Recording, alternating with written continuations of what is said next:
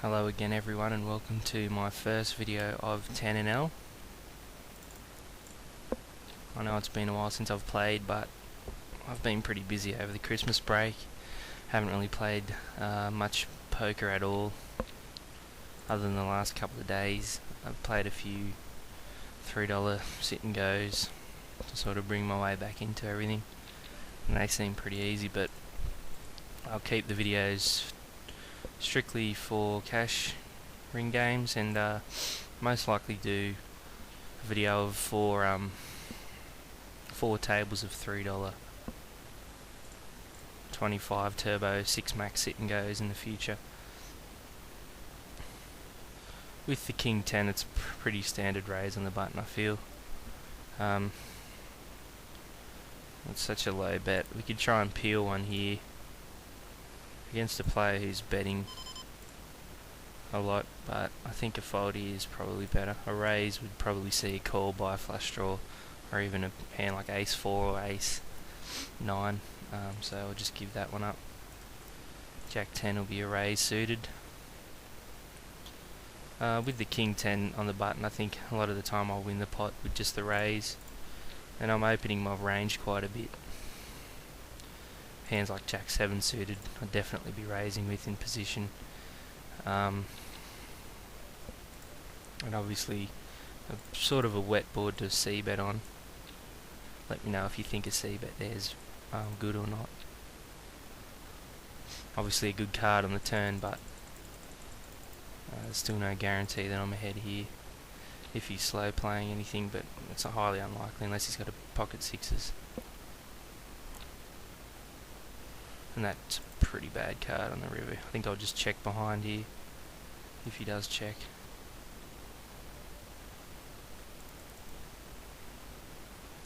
It could take a while to check, but I'm playing it safe, so yeah. Obviously with the set, just looking to build the pot for the river. And that's not a very good card. Given the fact that he called all the way though, like on the flop he called, on the turn he called, it's just an indication that he has a jack. It's unlikely that he has an 8 or a 3, I feel, personally. I mean, if we get raised, we'll see what happens, but I'm going to try and put a little value bet if he calls with a jack here, but yeah. I don't know, I just felt like he didn't have it based on how he played. I mean, let me know what you think in regards to that play. I mean, sure, a lot of the time they're going to have the straight, but if I get a read on a player, I generally follow through with it.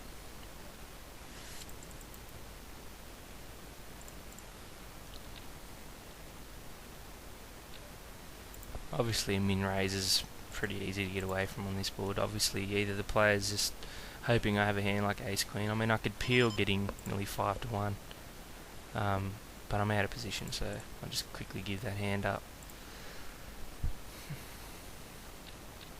So yeah, basically what I'll be doing is making a 3-part video of 10 minutes each to start with, and as I said, probably start to make some sit and go 6 max turbos. This player's playing pretty tightly.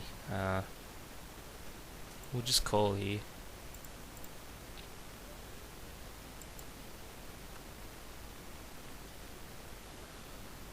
So you can see this player Ronu's is playing very tightly on both tables, so we can easily put a bet out now.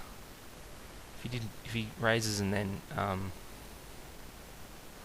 checks an ace, and he could have, it's hard to say if he has a weak ace, or he could have like pocket 9s or something like that, or ace 10 or something. Yeah, pocket jacks. So this player's really tight. We'll make a quick note on this player that he's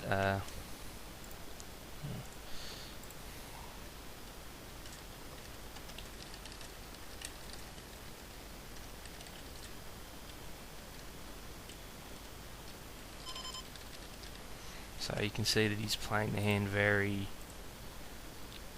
cautiously, which is funny because this limit with jacks, like, just bet and see where you're at, I guess, on an ace high flop. I mean, even if I bet out on the ace I flop, he would have called. I can guarantee it.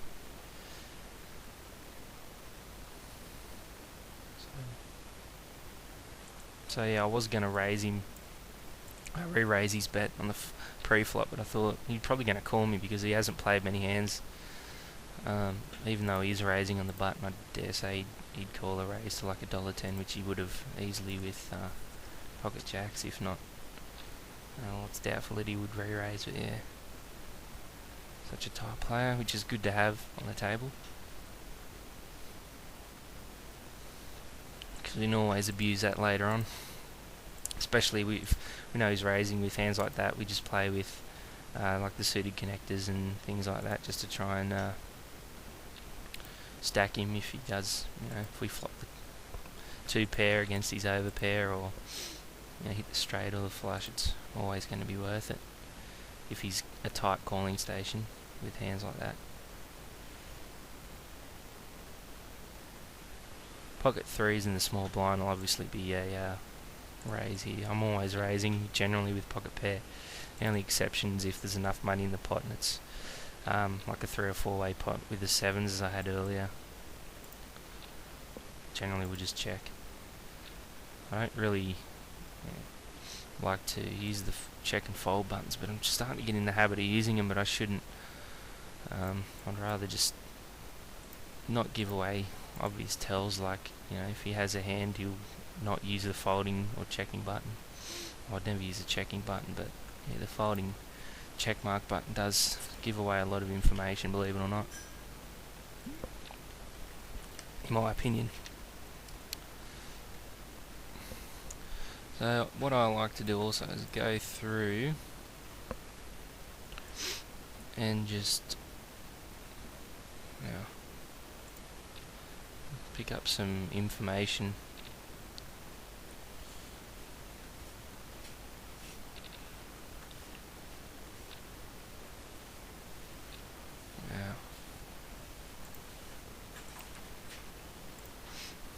So even though the player's tight, he was prepared to call an all-in with 13 outs on the river, where he's getting terrible odds to call. So it might be good for us to note that chasing draws with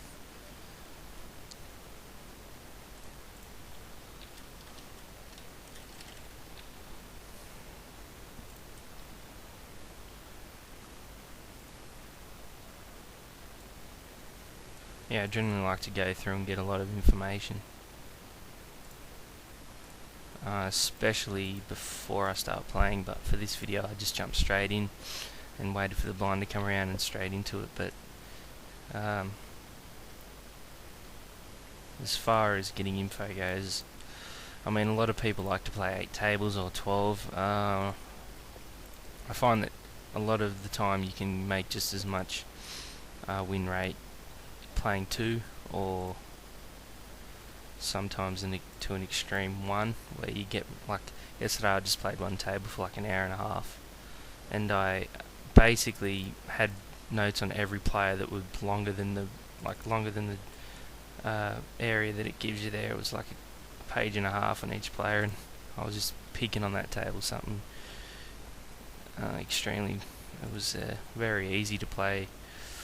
I mean, sure, like I got all my money in with aces against 10s, and the guy hit runner for a 10 eye straight. I'm going to call here with I'm in position with good implied odds against this player who seems to be playing pretty tight, so he can put this player on a hand with like a big ace king, something like that. I mean, the flop doesn't help us, but you can tell if they bet like $1.80 or 70, that they have the ace or a pair, so we'll just give that up.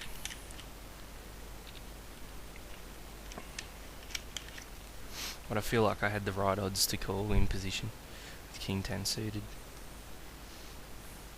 Let me know what you think about that play as well.